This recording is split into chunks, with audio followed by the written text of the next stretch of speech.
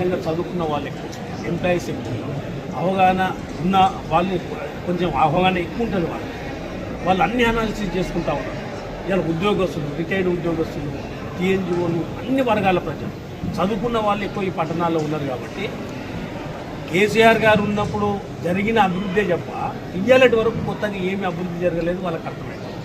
కేసీఆర్ గారు ఉన్నప్పుడు జరిగిన స్కీమ్లే తప్ప ఇయ్యాలటికి కొత్త స్కీమ్ ఒక్కటి కూడా ఈ పట్టణంలో ఉన్న ప్రజలకి అందలేదు.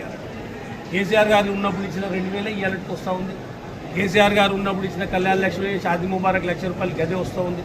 కేసీఆర్ అంటే వీళ్ళు ఏదైతే చెప్పిరో అంటే ఇచ్చినామా అంటారు తప్ప ఏది పూర్తి స్థాయిలో దాన్ని ఇంప్లిమెంట్ చేయాలి. ఇలా రుణమాఫీ 50% కంప్లీట్ కాలేదు, మేము మొత్తం ఇచ్చేసినాం. ఎవరికైతే రుణం మాఫీ కాలేదు వాళ్ళు కసి మీద ఉన్నారు, కోపం మీద ఉన్నారు. ఎప్పుడు వస్తారో ఎలక్షన్లు, ఎప్పుడు మళ్ళీ కారు గుర్తు కనిపిస్తే ఓటు వేయాలని ఆలోచించడం వాళ్ళు. ఇలా ముసలోళ్ళు కూడా అంతే, మాయమాటలు చెప్పి 4,000 ఇస్తామంటే అప్పుడు 2023లో ఓటు వేసినాం, మళ్ళీ రాడా ఇప్పుడు ఓటు అడగనికని మా ముసలోళ్ళు ఉన్నారు.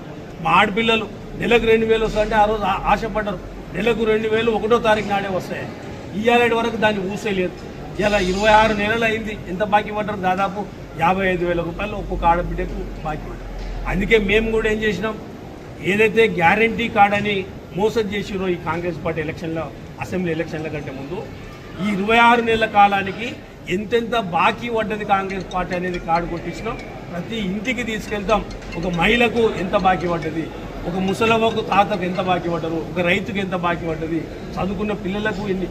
అంటే ఎలక్షన్ల ముందు అలవి కానీ హామీలు ఏది నోటికి వస్తే మేము వచ్చేయలేదు సచ్చేయలేదు అన్నట్లు విపరీతమైన హామీలు ఇచ్చి అలా గద్దె కూర్చున్నాం.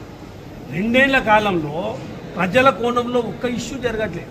ఎంతసేపు మంత్రులు వాళ్ళ పంచాయతీ స్కాములు, ఎట్లా లూటీ చేయాలి రాష్ట్రాన్ని. ఇలా ఈ 2 ఏళ్ల కాలంతో